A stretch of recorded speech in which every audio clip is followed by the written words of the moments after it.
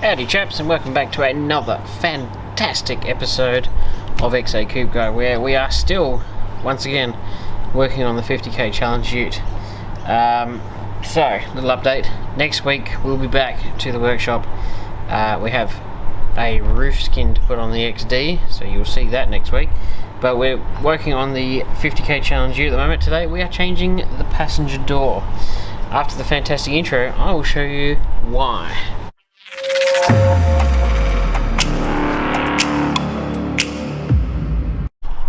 So, this is going to be insanely hard to show, but right about here, oh there we go, there has been a footprint. I think it's a footprint, I can't quite work it out, but somebody has kicked the living snot out of this ute. Now, that stretched the door skin pretty good, and I've actually got myself, since you first saw the ute, I've actually got another guard on it. So that guard. I have a brand spanking new bonnet in the workshop, which I'll be painting this week. I actually have another guard for that side. So that's got the two guards, the bonnet and this door replaced. I've got another door in the boot, I'll show you that in a second. The driver's door has no damage. I'm going to speak to a PDR specialist about getting the roof skin repaired and sort out any woofs that are in these quarter panels. I suspect I will be painting this, the other door, and probably the guard, because I'll probably just do it on one side. And yeah, so, but I've definitely got a, that probably won't PDR because it's so heavily kicked in. That was the worst dent in the whole car, but I can repair that. That means taking the tray off and having a little bit of sad times there. So this ute's actually going to have to go to the workshop for that to be fixed. But in the short term, we'll be chucking a bonnet and a guard on it. They'll be painted and put on. And I have a red door for this side, which is here. So this door is, it's not perfect. I mean, it's got a little woof there, but that's nothing in the scheme of things. Ideally, pretty much this door is actually dead straight. I was going for panels that require next to no bodywork.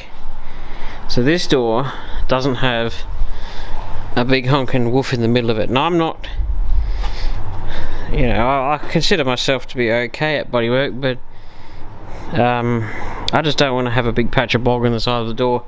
That's why I'm replacing the two guards, the bonnet and the door. You know, all these panels, I'm trying to limit the amount of bodywork. I mean, pretty much the only area that's going to need some end up with some Bondo in it, is that going to be that little quarter panel there. Maybe the front bar in a couple of areas. So I'm just trying to speed my way through the repairs with replacing panels, because like the guard, each guard was 110 bucks. The bonnet was $195 from Triple S Auto Parts in Adelaide. It's in Cormac Road, Wingfield. You can also get a XR8 bonnet for the same price, but they won't talk to you unless you're a business or you have an ABN. So you'll have to talk to somebody like me or someone like that if you want me to get you one on the cheap. They're obviously the Taiwanese bonnets, so they're not genuine, but well, I know you can't buy BA Falcon bonnets anymore. They're obsolete. They have been for ages, and I'm pretty sure the FGs are following quite nicely behind. I think you can still get them new genuine, but they're way more expensive than the Taiwanese ones, and the Taiwanese ones are not that bad. They fit fairly well. So, but I will admit, you will occasionally get one that's a bit wonky, but for the price you can't really complain. And I'm not going to even bother fixing that bonnet, because it's just, it's bin material. You'd put that upside down, tow it behind a thing with your kids on it and have fun with it. That's all that bonnet's good for anymore. And I'd like to avoid painting the roof. I reckon a PDR guy will get that. Also, they put the little green sticker on the other side of the roof, and you're not technically allowed to remove those till it's back on the road. So that'll be fun, some of the ins and outs. So we're going to run you through. This door came off a sedan, so one of the only real differences is the utes have a different piece of trim here where it kicks up and goes across, whereas the sedans are go around here, flat through here, so I'll have to change that. But we're going to show you some interesting tricks on to change a door. This door was only 220 bucks, and the reason I bought one, I could have got a perler one, but I wanted one that was in the right colour, at least on the inside. That way all I have to do is pull the handle and just feather a couple of little scratches, and I could just basically scotchy and paint straight over that door, and that saves a huge amount of work. So really, once again, it pays to buy the best panels that you can at day one. So we're going to run you through putting this on. Fairly straightforward. I'll show you how to take trims off and all sorts. The inside of this car I've got in a few pieces, mainly because, well, I was trying to get this I got most of that dent out. I haven't tried again, but I've had all the trim out on the inside. So these seats aren't too bad. I've got to fix the driver's one. That one's a bit, base is loose, and that's never going to pass a roadworthy in a fit. So the interesting thing I'll also add, when it comes to South Australia rego and stuff, we have some pretty lax rules here. It's, you know, they don't, once a car's registered, it's pretty much game on forever. They never really have to be inspected ever again, unless you get a defect or something, or it's written off, and they have to be thoroughly inspected. And people go, oh, the car's been written off. I said, but if my theory goes, after seeing what how thorough and meticulous the inspections are and how much they check, you're actually probably in South Australia better off buying a car that has been written off and been put through the ringer as far as inspections are concerned, because you know the car has to be in absolutely immaculate condition, tip top, everything, for it to even be allowed back on the road. So you do get some bonuses, being the cars have to be perfect. They're not allowed to be dodgied, and they are thorough at Regency. They are, catch them on a bad day, your car will never see the road. But yes, that's one of the bonuses about doing it right. If you end up with a perler of a car, and just unfortunately that it'll every time you do a PPSR check or something, it'll always say that it was written off, which kind of sucks, but you know, it's back, you know, when they're back on the road, they're perfect. So we're going to run you through taking the door trim off. Some tricks: there is a screw hidden under a flap in here. In there's a little flap, pull it up. Also, this piece of trim here, don't go prying it from this side. It lifts up from this side, and be careful through here because it's really thin. The reason I say don't lift up from here is because there's a little foot that sits in there, and if you pry it from here, you will break that foot off. Absolutely guaranteed. So you lift up from here, pull it across, that comes out. And I'm pretty sure there's screws through here. And from memory, there's no screws through there. Pretty sure that's about it. There's one here, there's a couple here, and this door trim literally pulls off forwards. And then obviously undo your clip there, and that's it. And then once you've got access to it, you're giggling like a schoolgirl. But I also suggest, if you're changing a door, take off the bits that are easier to do while the door's in the upright position, because if you lay it down on some grass like I'll probably do, or in the tray like that, when it's laying down it'll be a lot harder to do. And I noticed just before, because this actually has a quick release mirror, I have another one for it, but I noticed my belt moulding has gotten damaged in the accident, so I have to chase down another one of those. And I noticed it's actually significantly shorter than a sedan one, because it ends here and the sedan one comes all the way to here. So a few little tricks and trips for the new players, but yeah, we'll just get cracking on, and I'll rip this door trim off and you can enjoy the magic.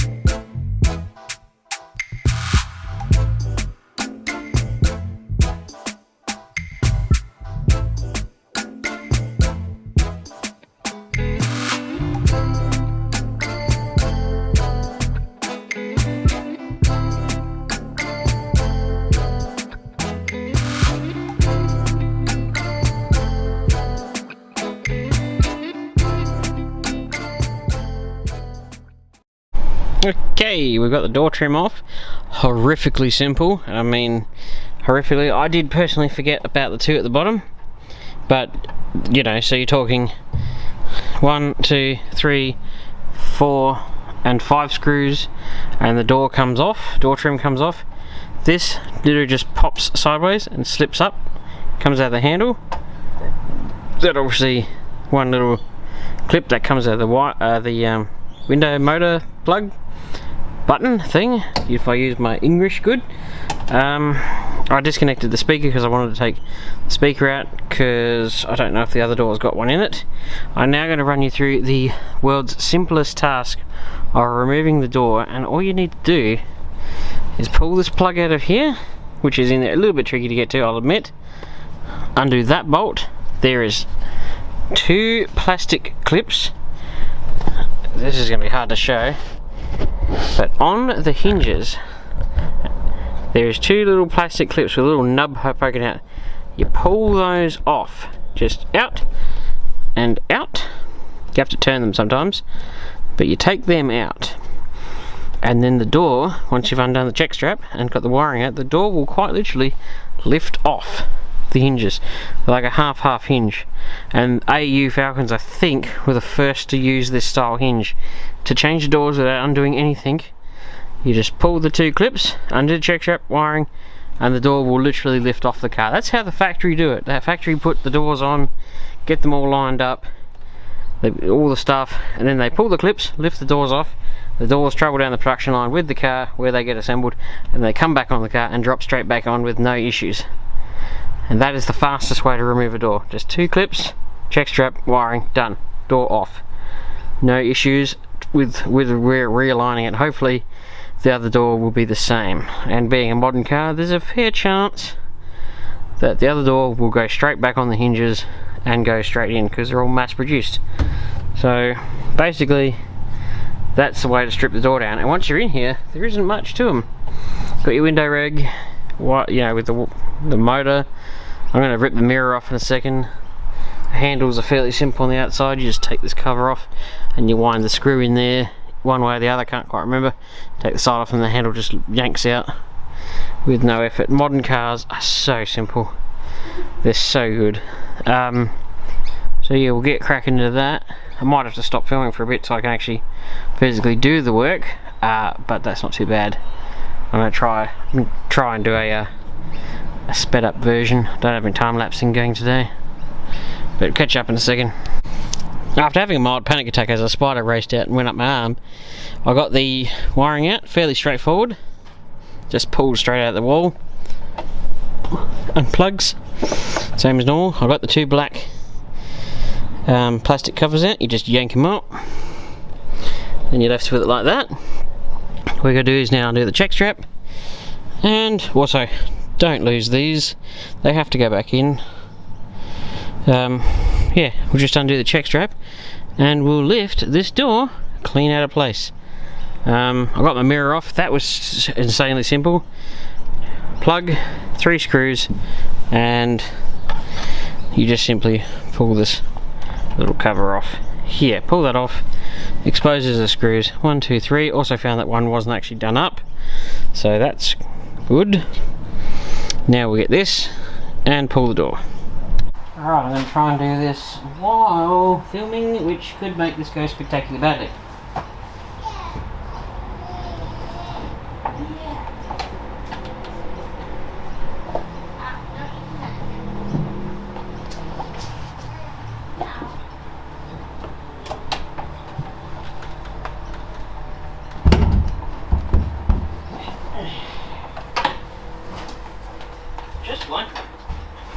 And just like that, another dent is gone, and actually fitted pretty good considering it came off another car. The joys of mass production.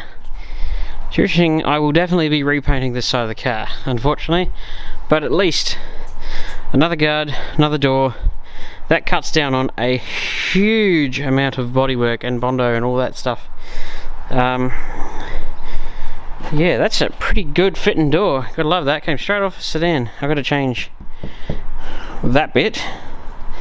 Just a few little odds and ends. I noticed this door has a a sensor that the other door didn't have, this little guy. So what I might do is I might plunder the wiring loom out of the other door and put it into this one, just so I know there's not going to be any potential electrical issues. But all I got to do now is put those clips in. I put the check strap in, and that's as simple as changing a door gets.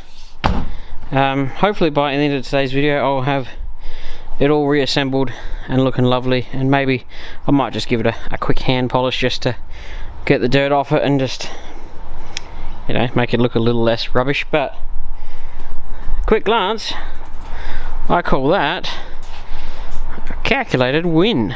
So much better. Good colour match too. I mean, it's a bit dirty and faded, but you know, not too shabby. I'm in process of stripping the door that came off the ute off, stripping it right down to nothing. I've just pulled the window. Believe it or not, no spanners are required to remove the driver's or passenger's windows from these cars. They quite literally clip in. That's all they do. So, and of course, once you unclip them, you tilt the window towards the front and pull it straight up. So basically it turns sideways. This is all that holds the window in. Just the little tong on either side. And there's your window rag. Piece of cake. And you just squish them together and pull them out that hole. I'm not going to throw this away because it's a perfectly good working window rag, and knowing Fords and their history, that it'll become gold in the future, because window rags are not Ford's specialty. Let's put it that way. So, perfectly good, genuine working one will go into the stash, because we do have a few FGs here. So, basically, a couple of bolts on the regs, and they just slide out. Ideally, I would strongly recommend, if you're going to change your window reg or anything, before you take it out, put the window halfway down, or at least to the point where these are in that speaker hole, just because it'll be easier. Otherwise you had to do what I did and just clam your hand up behind it and pop them off. But I'm talking, as far as window regs to remove, FG Falcon pretty much on the money as fairly simple. I got the wiring out of it before. I used this. If you see these, go buy yourself a set. These are awesome. Really handy set of pliers to undo weird stuff. So I'm going to strip this door completely down so I can get that piece of trim off the top here. Hopefully I don't break it. I'm going to get the lock out of it, because that'd be something to save. I don't care much about the check strap. I might save the top door seal, because these are pretty good at failing, and pulling a door apart you don't care about is a good way to learn. So I'm going to keep on keeping on. I'll catch up when this is an empty shell. I thought I'd show how far I got with stripping this down so far. So this is the end piece that's different on a ute to a sedan. So it's got 3 screws on the inside, and you drop it down, lift it up and pull it out that way. First thing you do is actually you pull out this rubber seal when you're stripping the door. You can pull out the inner seal that runs on the inside of the window. The belt mold comes out last. I will have to get another one. That one's absolutely buggered. It's a shame. It's shorter on a ute than it is a sedan. This trim I accidentally broke trying to get it out, because I'd never taken one of these out before. I would suggest start from the front, and they have a little clip that you got to undo as you go, and be gentle, because it is a harder plastic, and I cracked it slightly there. No great loss, but I thought I'd stop before I go too much further, because I mean I nearly stripped the door anyway. But on an FG Falcon, they integrated the top of the door with a rubber seal, and if you know your Falcons, you'll know that these are very common for, you know, falling apart. And well, here's a fine example right here.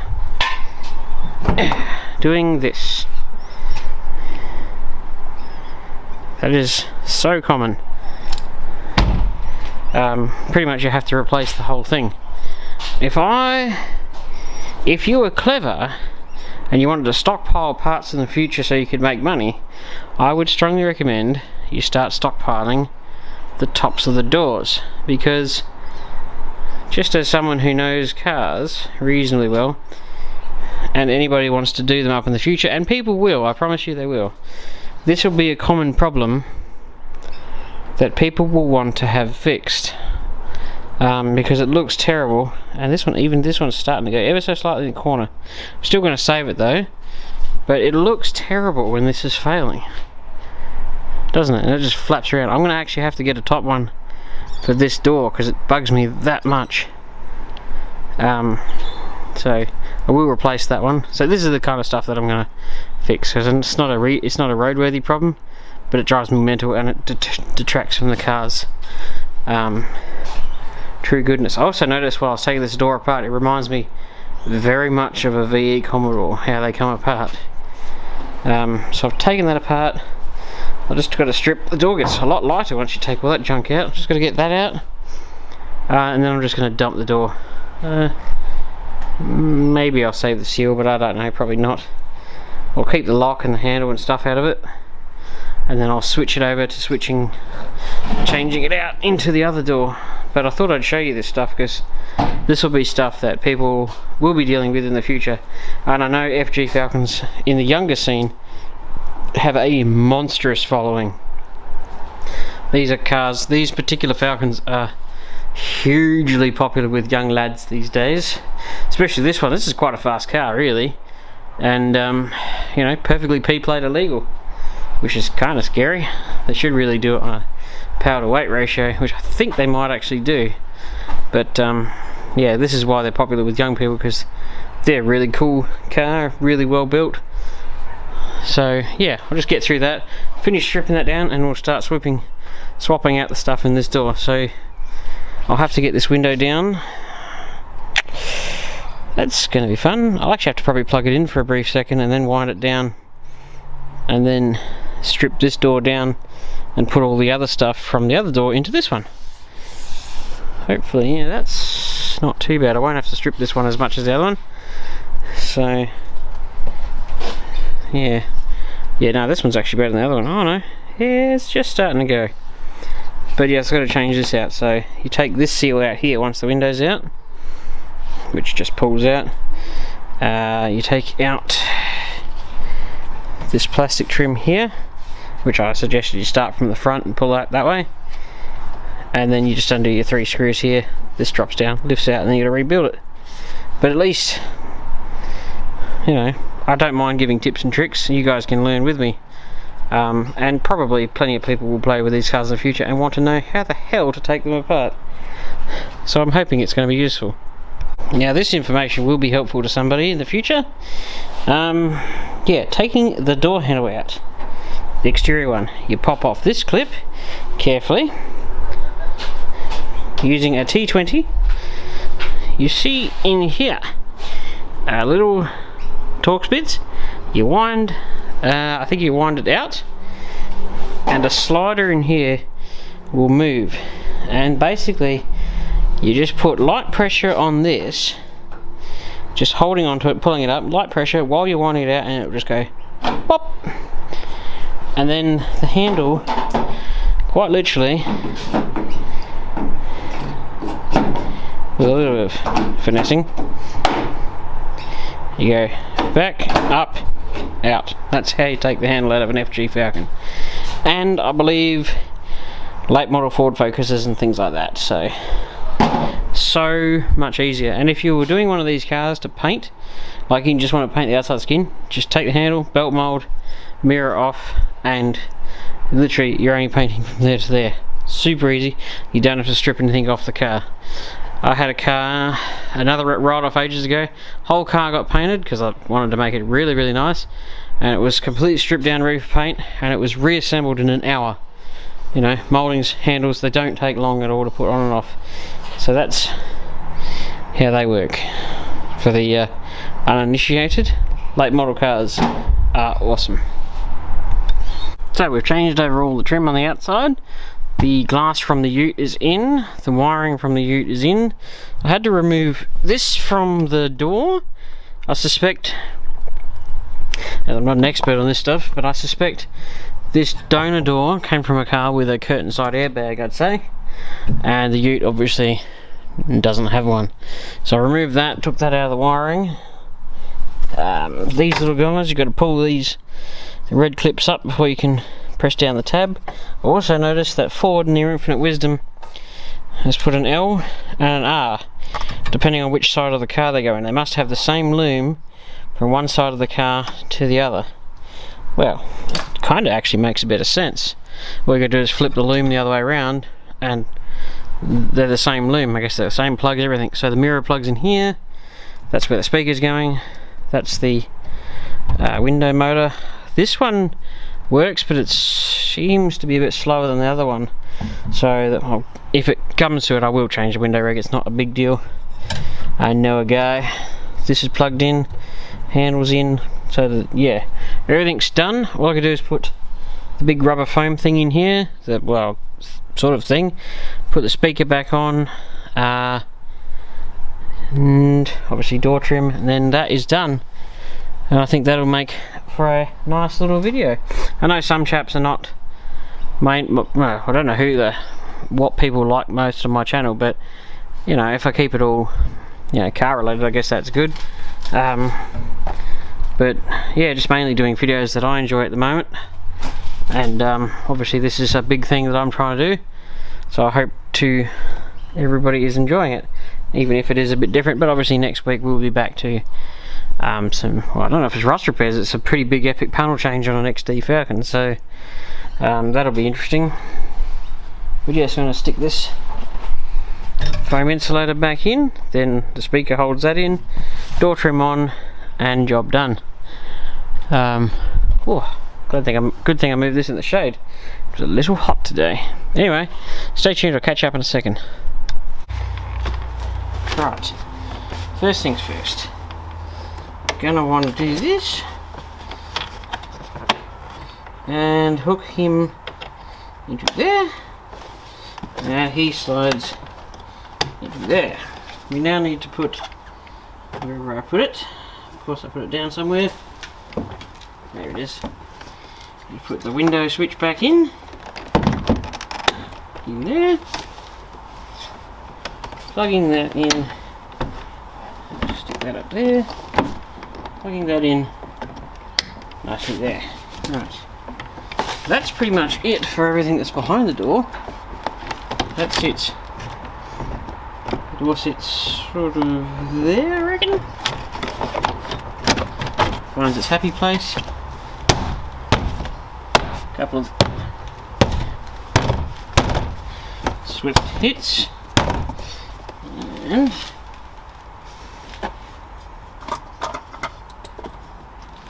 then we stick in some screws, and there's a paddle pop stick at the bottom of this door. There we go, there's the hole. Now, you probably, if you didn't take your door trim off carefully, you might have broken some of the clips that hold it on, but a 5-minute trip to the wreckers should solve that problem. Hopefully, I've got this. Very difficult to see this when I'm in this position. Hey, there it goes. That's what I like to feel.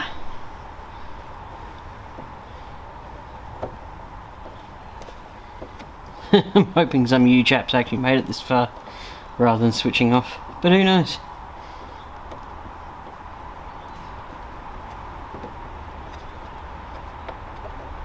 There we go. It's tight. Do this one. There we go. Where is it? There it is. I found it.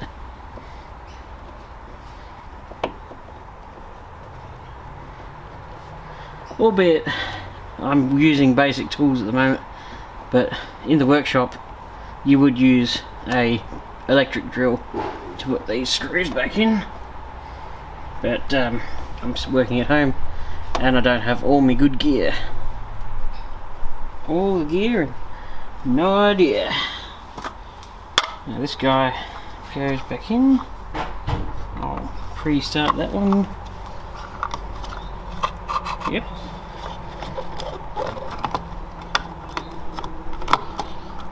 Should there we go. It should in theory find its place. There we go. Yep. It's a bit difficult because it's down in a hole. go, that goes there. This little cover goes in here. 3 little doodads. And we're going to put the 2 screws back in here. It's also a good time to pay attention to, yep, see if that's working before you put all the door back together. Also take note of where the screws came from, at least if this is the first time you've done this, because if you put the screw in the wrong way, in the wrong place, and it's too long, it'll either poke out the other side, which is a real possibility, or scratch the window as you put the window up and down. And when you're rerouting your wiring, try and put it back to where it was and make sure it isn't behind the window, because I've made that mistake a few times in the past in crash shops, at least twice I reckon, accidentally around the wiring way. You put the window down, the wiring gets yanked out from the window catching it. Then you get to fix your problem, don't you? Yep, that's that. Earlier in the video I was talking about the little guy here, the amount of these I've seen broken off. Let's just make sure it goes back in the hole. Yep. And job done. We are back to square one, and all that stuff is from the inside of the car, nothing to do with today's job. So I hope you liked this door change video. I have to put another mirror on it. I just put the old one back on just to keep it together, but I do hope this video was enjoyable, and the next video you'll see on this car will be me painting the bonnet and the other guard, so stay tuned for that. But probably the next video you see will probably be back in the workshop working on the XD, so stay tuned for that one, and don't forget to like, share and subscribe.